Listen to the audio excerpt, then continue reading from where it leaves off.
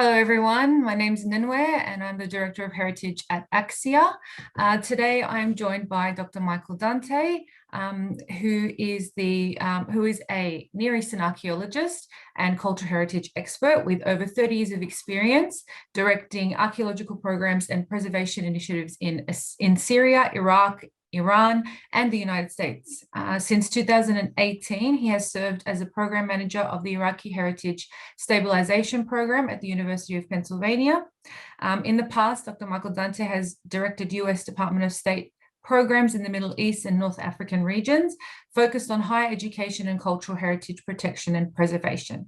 As a field archaeologist, he directs the Rwanda's archaeological program in Iraqi Kurdistan, which includes archaeological excavations, surveys, and cultural heritage management projects, as well as the Haslani or Iran publication project. He has written numerous official reports and scholarly articles on the cultural heritage crises in the Middle East, and has been a regular public speaker and presenter on television and radio to raise awareness of the plight of our global cultural patrimony.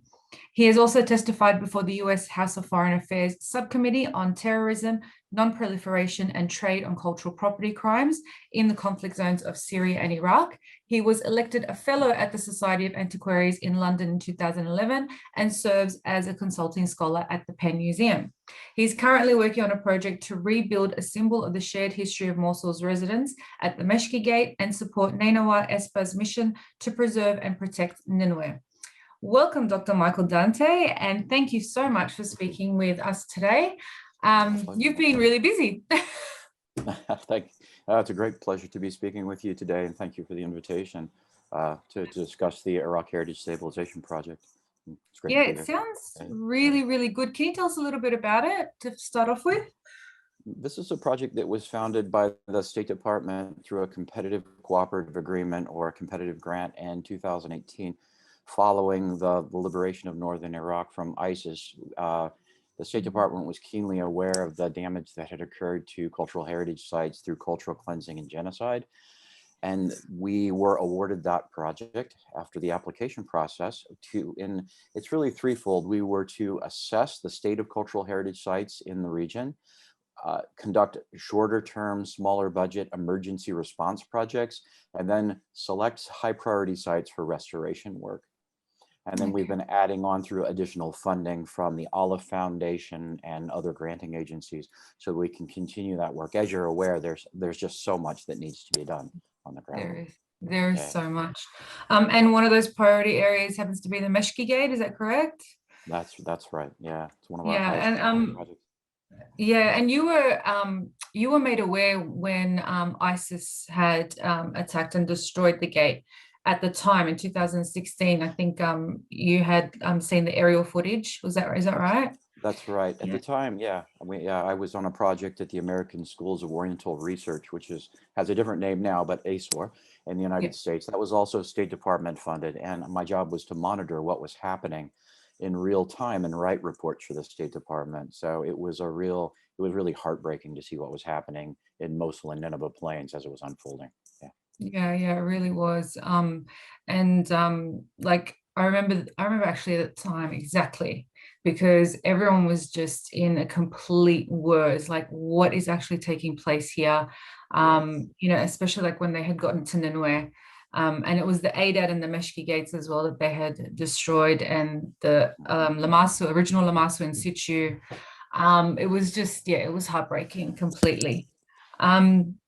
Even now, like just knowing how much work there is to do after all the events that took place and how long it's going to take, it's just insane. But thank you so much for your work there. So can you tell us a little bit about the Meshki Gate itself, like its location, its original function in ancient times? Sure. The Mashki Gate is on the northwest side of Nineveh. As you know, it's a huge area. Nineveh itself with 750 hectares of archaeological site. And it had a number of gates in the city wall, but this gate is a little different than the other gates. Being at the northwest side, it was near to where the Tigris passed by the western side of the city. So it's Mashki Gate, or the gate of the drinking places. It was a water gate where people could go out to the Tigris. Maybe there was a key there for river traffic. Keleks were traditionally a really important way to transport goods from north to south along the Tigris. And we think that it served special functions in that way. It was a two-towered gate and probably had multiple chambers, two chambers that you would pass through on your way into the city. If anyone attacked, the attackers could be trapped in those interior chambers, obviously as a way of defending the city. The Iraqis and other groups had excavated these cities. And what's really interesting about the Mashki Gate is that it was excavated by the Iraq Department of Antiquities by Tariq Madloum decades ago, and then they reconstructed it based on those archaeological remains. So I think that it was the only gate that was excavated by an Iraqi team. Previously, they'd been by the British or other international teams. So, and if you've been to Mosul, when you're going along, the highway passes along that wall of Nineveh as you're going north, and it's just really visible. The wall and where the reconstructed gates were located, it was a really prominent part of the eastern Mosul skyline. So when it was destroyed, really impactful, the view shed. And it was it's a constant reminder, like so many other things that ISIS damaged or destroyed. The monastery of Deir Mar Gorges to the north. There are these really iconic sites, modern, ancient, that until they're fixed, they're just a constant reminder of what ISIS did to the city. So that makes it particularly important as well. And even modern restorations, I mean, they're important too. Like when we consider, even though ISIS destroyed that part, but the modern restorations are actually, they serve a purpose from Absolutely. when it was, do you want to just give information about that? Because a lot of people think, oh, they were just they're the modern stones. They don't really matter. They're the, modern restoration doesn't really matter, but it actually does because they serve a purpose. Yeah, especially in Iraq and in Syria, but particularly in Iraq, where you have incredible monumental architecture. What we have when you excavate tell sites, obviously, usually are just the foundations of buildings or the bases of ziggurats.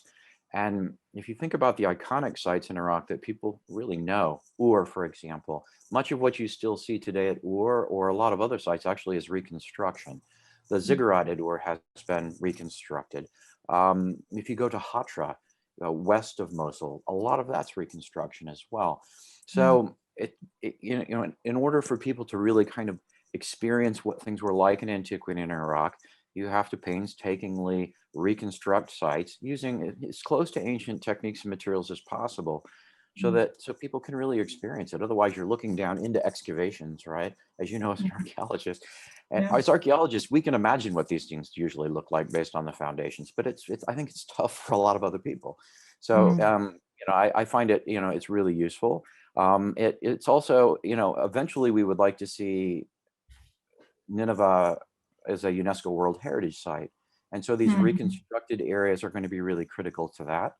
And we also want to use the interior spaces of a reconstructed Mashki Gate as a visitor center so that we could have exhibits and information on the site of Nineveh available to school kids in Mosul and other visitors in multiple languages. That function used to be served by the Nergal Gate, I believe, which was another reconstructed gate. There was a little site museum there, but of course ISIS destroyed that as well.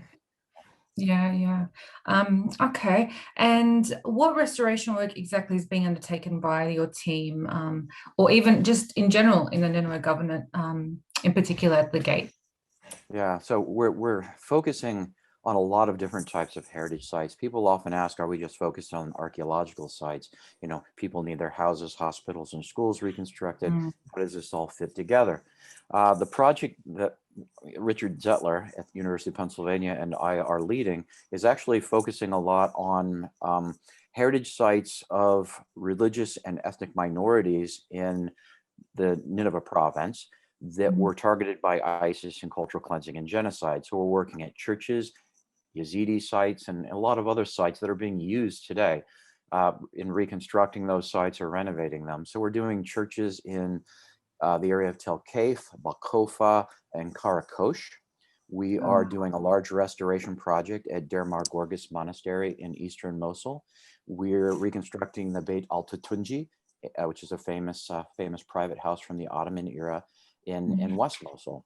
So we're looking at a range of different types of sites to return them to use for the Iraqi people. We don't want ISIS to have been successful in their aims to wipe out cultural diversity, cultural memory, and identity in Mosul and Nineveh Plains. Now, sometimes we think that these sites might not be used right away, but it's important that they not become derelict and then eventually someone demolish a church or a shrine, right? We don't want that to happen. Otherwise, ISIL will have been successful. With the archaeological heritage, obviously, it does have a connection to multiple faiths. The site of Nineveh itself with Nebi Yunus is an important shrine, but Nineveh for the Chaldean and Assyrian communities has this special significance for their cultural memory and their identity. And I think that most Iraqis identify with that site and they're proud of it. And it's just a shame. This is why ISIS attacked these things. They wanted to stamp out these things that they think are from the time period of Jahiliyyah, which, you know, to many of us is just barbarism. We want to essentially reverse that damage and not allow them to have won in this attempt to essentially modify the demographics of northern Iraq. That's really what's, I think we all understand, that's really what's at stake with what ISIS was doing at the time. And so this makes our work as archaeologists, I think, so relevant and important to the modern day. I could have been going back out to the field to excavated archaeological sites to do scientific work to look at climate change or ancient agriculture. But I think this to me is far more relevant now. And you know, on a daily basis, you don't have to ask yourself why you're doing it. And you really, you connect with the Iraqi people. We're working with local stakeholders at all of these sites. We're employing people. We're working closely with Iraqi heritage professionals, archaeologists, art historians to do the work. So it's really gratifying. I think it's building linkages professionally and just friends that are going to last a lifetime. And you know that I think that that's something new now. It's a shame what happened. I mean, it was just, I'm still in shock from what has been happening in Syria and Iraq, but this really feels meaningful, I think, to many of us.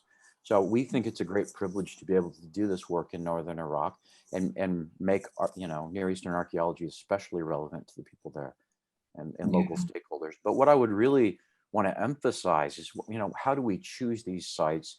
You know, are we going in and picking the things that we think are important? What we're trying to do is balance things out by going around and talking to different local stakeholder communities and asking them what their priorities are. Different regions, different ethnic and religious groups that are there to try to make sure there's a balance. Yeah, that is actually really important to involve them, because at the end of the day, we want them to have a connection too. Like when when everything went down in 2003, and the museum was attacked. And you know, locals were the ones taking the objects out, but it wasn't their fault because they were never actually educated on how to connect with the heritage of the land, and so they didn't see that importance. But in doing projects like the ones you're doing, and involving the locals, I think that would bridge that gap. I think then they'll really understand, hey, this is going to be important, not just for us to understand our history and all that sort of thing, but also for you know, the future of the country, for the economy, for tourism, for employment, for all these sorts of things that can come from preserving ancient sites, and even all the other sites that you were talking about as well in the governance. So I think it's really, really important that you do that. And it was like, when I think about what ISIS did, I mean, the whole thing was, you know, that everything was pagan stuff and we wanted to get, but it was really a justification to homogenize the region. That's really what they were trying to do. So yeah, I mean, it's really important work. I definitely would vouch for preservation over excavation at the moment, and conservation over excavation at the moment, definitely. But yeah, so that's great. And so what organizations are backing the actual project and the restoration efforts? Now this, our overall program is funded by the U.S. State Department, but the Mashki Gate reconstruction is being funded by the Olive Foundation located in Switzerland. They're also funding our project at the site of Ctesiphon, south of Baghdad, where we're doing an emergency preservation project there at the Tak Kisra. And Olive is funding a large number of projects in Iraq. They're working in Syria, Yemen, in many, many major conflict zones or post-conflict zones. They are purpose specific in that the Olive Foundation funds cultural heritage preservation work in conflict zones and post-conflict zones, and that's a rare thing, and that's their specialty. So we found them really crucial to the work that we're doing. We were really pleased when they stepped in to help fund this particular project with the University of Pennsylvania. And we have a partnership with the Nineveh Department of the State Board of Antiquities and Heritage. They're the local authority or stakeholder of the site. Since it's an official archaeological site, they're the ones that can grant permission, along with Baghdad, the Director General there in Baghdad. And we're working really closely with their archaeologists and heritage professionals.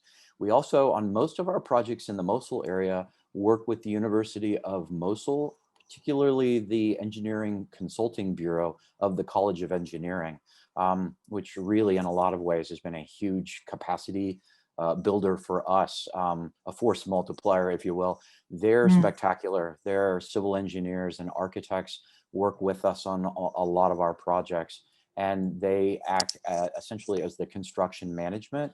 And it allows, with these close linkages with the University of Mosul and the Department of Antiquities, we're able to provide training where it's necessary and equipment to their junior staff. There's been this huge break in the ability for the university and some of these other institutions to train their people in the field, because you had multiple wars and sanctions and a real reduction in capacity. So what I've been trying to do over the years, I've worked with University of Mosul on a number of projects and the state board to try to provide these opportunities for young professionals, but also people that are working in traditional arts and crafts to be able to come in and ply their trade, but for the older generation, to have opportunities on site to train younger people through the apprenticeship system, which is so important to learning a trade in the city. So at the Beit Tunji, for example, we're doing traditional carving of Mosul marble for the reliefs in the courtyard of that site. We'll probably use a lot of these same skills at Mashki Gate, where we need if we need carved stone, but especially the baked brick that we'll be producing. We're going to be setting up kilns and producing Assyrian sized bricks of the proper composition to reconstruct large parts of that. So otherwise, I think some of these traditional arts and crafts would be lost, unfortunately. There's been it's not just ISIS, as we, sometimes I tend to think, well, we're addressing what ISIS did, but there's been so much else that's happened in Iraq that's disrupted arts and culture, but just in daily life, right? So I like to see these projects have a lot of different impacts on the ground, and this capacity building, I think, is really crucial. What we really want to be able to do is to see ultimately University of Mosul and Nineveh Department being able to go out and really implement a lot of these projects again themselves, or in partnership with us if we're invited to do so, but not necessarily, being reliant on that international aid. The way things used to be in Iraq, a proud tradition of Iraqi archaeology and preservation of these sites. So reestablishing that after a few decades of disintegration, mainly from external forces, would be spectacular. Yeah. And do you think that's the main challenge that you're coming across with the project? Are there? There's still a lot of people that know what to do in Iraq. There's still a lot of, and they want to go out and do this work. And really, it doesn't require a whole lot other than sort of rolling up your sleeves, bringing in some funding, missing equipment, because we have to all remember that ISIS didn't just destroy the monuments. They wiped out a whole lot of the equipment and office spaces and records and files. The plans of heritage sites and the monuments were destroyed. They looted museums, their registration of the objects. They drove away heritage professionals and persecuted them, artists and craftspeople. So, they impacted the entire arts and culture scene and the educational infrastructure of the country. So it really needs a jump start. It needs funding, it needs training opportunities, but especially the ability for people to go out into the field and work, because that's the best way to learn what needs to be done. But the good news is there's so much enthusiasm. Iraqis want to go out and they want to do this work. You don't need to convince anybody. They're ready to go. The second you have the resources there to do it, and they really get the job done. And we've just been elated with the enthusiasm and the results on these projects. I mean, Iraqis can do this work themselves, right? We don't feel like we're going in and, providing something that isn't already there. I think it's just these linkages to other educational institutions, funding streams, new technologies, because of what has happened in the country since 1990-91, right? That's the time depth that we're talking about in terms of the reduction in capacities and know-how, right? Yeah, definitely, definitely. So it is really a multidisciplinary approach that you're taking. A lot of people think archaeology, or you're just digging rocks. A lot of people think that way. No, stones and bones, right? Yeah. But archaeology really involves like a number of disciplines, and you mentioned engineering and you mentioned arts and crafts, and especially with the preservation work that you're doing. Are there any other disciplines that you've been employing on site? You name it. I mean, the typical project, we have site guards, we have conservators, we have various types of engineers that are coming into work, modern construction trades, because you have concrete and steel, rebar work that has to be done, but you also need people who can do traditional limestone and gypsum Mosul masonry, and can also carve the Mosul marble for the walls, traditional gypsum plastering. There's so many different trades involved in it. Heritage professionals that are coming in to adapt these structures so that they can be used as exhibit spaces, cultural centers, you name it. Photographers. So it really does employ a wide range of people over long periods of time. And that, unfortunately, if we don't have these projects, a lot of people would still be unemployed in Nineveh Plains and Mosul, or they would have to be seeking work in other areas that are really outside their expertise. And again, that threatens these capacities. We don't want to see these traditional arts and crafts in particular disappear. Right, yeah, definitely. And has the pandemic had any impact on the restoration efforts at all? To a certain extent, yeah. We've had a couple of shutdowns on these projects as there were COVID outbreaks. We had a lot of staff in Iraq and in the United States and elsewhere that came down with COVID, unfortunately. I would say we've lost about 3 months, 4 months of time. So, especially disruptive. And then when there were the travel restrictions between the Kurdistan part of Iraq and the government of Iraq area, that has an impact too, because of course so many people live in Erbil or Duhok still today. They work in Mosul and then they commute. And for example, banking, a lot of our banking has to be done in the Kurdistan region, or it did early on in the project, and then we would have to bring the funds into the area of Mosul. And with border closures, it's really hard to do that, just the financing of these projects. So you have so much capacity reduction in Iraq that just the daily finance projects, it's a cash economy. Your workmen need to be paid every week because they're supporting their families.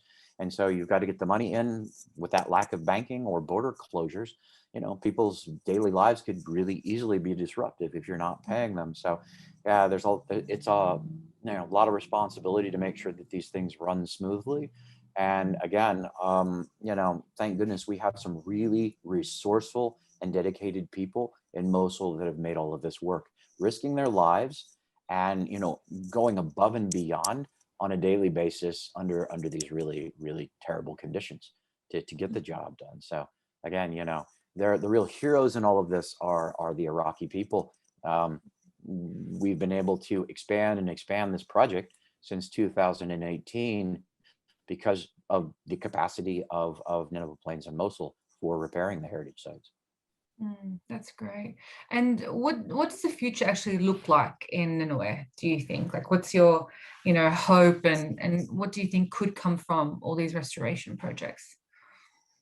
And what I'm really hoping most of all right now is to get the Department of the State Board of Antiquities and Heritage fully up and running again after all the horrible things that happened there. We're hoping to see the Mosul Museum open up, Mosul University's Department of Archaeology begin to do more and more projects. Those are really healthy signs that there's a cycle of training young people there in the region. We'd like to see some of the students going out and getting graduate degrees internationally again. A return of a lot of foreign expeditions to the region to be working. What I'd really like to see happening, because this is going to be decadal, in terms of repairing the heritage sites in the region. We need to see more international groups working alongside local stakeholders to repair heritage sites. There's plenty of capacity that's not being taken advantage of right now, and it's still going to be many, many years before a lot of these heritage sites are repaired otherwise. And what we're worried about is that there's just so many heritage sites that are just slowly deteriorating from rain, squatters moving in and living in them. Yeah, that's doing unbelievable damage, not only in the city of Mosul, but in the surrounding Nineveh Plains. And so, with each rainy season, each winter, there's a lot of loss, or there's a lot of money, time and effort that's going to be required to eventually bring those heritage sites back.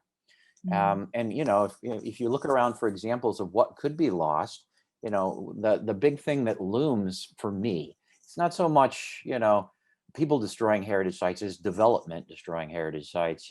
Master plans for the redevelopment of Western Mosul, or that's what happens eventually. There's this tipping point at which time massive development will come in and the old city will be lost. I've heard of plans to develop the western side of the river, put in modern shopping complexes, and it could really look like parts of Erbil, for example. But the example that we always think to as heritage professionals is the whole place could be turned into another Beirut, where the heritage sites have been damaged in conflict, and we call it Beirutization, where heritage gets swept away and the city's just turned into a modern Middle Eastern city. That's not a bad thing all the time. But with Mosul, you really worry that the focus will be, right on the river where the old city is located in the site of Nineveh, instead of on the outskirts where that could be modernized. Modernization, not necessarily bad, but it would be lovely to preserve that old city character and the innumerable cultural heritage sites that are in that area: mosques, churches, shrines, what have you. So not another Beirut sort of situation. What we also don't want to see, having worked in Syria, is a situation what happened in the old city of Damascus, where it was all perfectly preserved, but the old city became a museum. Its residents were all moved out to the suburbs, and it just became this place where tourists went to go to restaurants in old Damascus, shammy houses. And the people who had lived there traditionally were all gone. And that's a huge loss. It needs to be preserved, but it needs to be preserved for the people of Mosul and the families that lived there. Otherwise, we're not doing our jobs, right? So there's got to be a balance, and we've got plenty of examples to look to where that balance wasn't necessarily struck, right? Yeah, definitely. Don't want to turn it into a museum either. And it's important for me to say that as an archaeologist, because of, like you say, old stones and bones. And this is about people living there now. We see this as a part of the larger humanitarian effort. We know that there needs to be hospitals. There need to be schools reopened. People's houses need to be rebuilt. I'm an archaeologist, though, and what I can do is to help maintain the fabric of those neighborhoods, focusing on the mosques, the churches, the site of Nineveh. That's all important too, or I think we'll lose the houses, we'll lose a lot of the schools, and pretty soon it's just going to be shopping malls in the downtown area. And what do you think the Meshiki Gate will look like once it's finished? Like, will it be restored to the previous restoration? Will it be more work would be undertaken and better technology obviously used to restore it? Or I think that there's a little bit of room for improvement over the previous reconstruction. We do have, since that reconstruction was done, we do have a better understanding of Neo-Assyrian monumental architecture and fortifications. So, archaeology is constantly, re-examining what we thought we knew, through the process of research. That's a great thing. So we slightly modifying it based on a better understanding, but we also understand now what materials we shouldn't be using in these sorts of restorations, because they're just not sustainable. So we're going to be, making an effort to make it, let's say, more like an 8th, 7th century Assyrian gate. But we also want it to be a modern structure that can be used as a visitor center. And in all of our projects, we emphasize the sustainability. One of the things that we see as we look around Nineveh Plains and Mosul is that a lot of things that we're repairing now, a lot of the things that are the root causes of damage, were inappropriate restoration work done since the 1950s to the 1980s. And I know you're probably aware of this too, but the use of Portland cement, repairing a lot of damage from Portland cement in churches and mosques and a lot of other sites where it was used on roofs and used in traditional masonry, and it's just wreaked havoc. Another thing that we have to think about in Mosul and all of our projects are foundations, because with hydroelectric dams in the region, the water table in the Mosul region has come up, and there's an artificial water table in the city of Mosul. A lot of the sewers and water lines leak, and so a lot of heritage sites are sinking. So they're simultaneously, the foundations are not stable because of the rising water table, and they have too much weight on them from cement. So we want to make sure that what we do with Meshiki Gate and other reconstructions is that it's going to be easy to maintain. Really critical right now, I think, and for the future of these heritage sites. So, we've learned a lot from the recent decades in cultural heritage management in that regard. But I want to look at it and say, yeah, this is going to last for hundreds of years. It's sustainable, but it makes the people of Mosul happy. We want to know, we're always constantly asking them what they expect, what they want is crucial. Obviously there are a lot of different opinions and you can't always make everybody happy. But I feel that a lot of international heritage groups come in to northern Iraq and they sort of impose what they think should be there. And they don't talk enough with the local people as in terms of what their expectations are, what their memories of these heritage sites, what people remember about them and what they really treasured about them. So again, it's just critical that you talk with them. I mean, I'm trained, as an archaeologist, but I'm an anthropologist. And so my training is to, go out and do ethnography, talk to people about what they expect to see there, and then do your best to meet those expectations and involve them in all stages of the project, so that they benefit from it. And then there's buy-in, or whatever buzzwords you want to use, but they're more likely than, as you were touching on, to preserve that heritage asset in the future. When we talk about the museums and the looting and the things that went on, some of the brighter, happier stories were that Iraqis took things, but they also brought them back because they were saving. Not everything came back, obviously. Some people were looting, but Iraqis work hard and risk their lives to save cultural heritage. When I was doing the previous State Department project during the ISIS occupation, it was Iraqis on the ground that were sending us information, risking their lives to tell us what ISIS was doing. We could see what was going on in the satellite imagery, but there were Iraqis on the ground that were providing information on a daily basis so that we understood the situation, and they were doing things to save heritage. We see it in Syria, Yemen, Afghanistan. I mean, people will risk their lives to save these sites. So when people ask me, why are you doing this? Is it worth people risking their lives? Talk to them. They're out there risking their lives to save their heritage. I'm just trying to help them do what they're doing. We're not telling them to do it, right? So, that really impresses me. And it really makes us dedicated to work with the Iraqi people to do this work. Yeah, definitely. That sounds, I mean, I didn't hear much of those stories, to be honest with you, but it's good. Like, it's incredible, really, just how much that there are people that do understand the importance of these sites and these artifacts, and that they were working with you to sort of save. You don't often hear the stories, mainly because you can't reveal people's identities when they do that sort of thing, and they'd be put at risk. But there were a lot of brave Iraqis who did a lot of work to save cultural heritage during the ISIS occupation and in previous periods too. So that really speaks to the importance of heritage. It's, it brings us all together. It's what gives us a sense of community, right? And in most cases, we can all agree on, cultural heritage is something that we all treasure and want to share. That's what made ISIS so appalling, I think, to so many people around the world. And they were attacking it, as we've touched on a couple of times already, to essentially wipe out people's identity, cultural memory, and assimilate them into a single unified vision of what they wanted. So for a lot of us, that's why it's so important not to let that happen.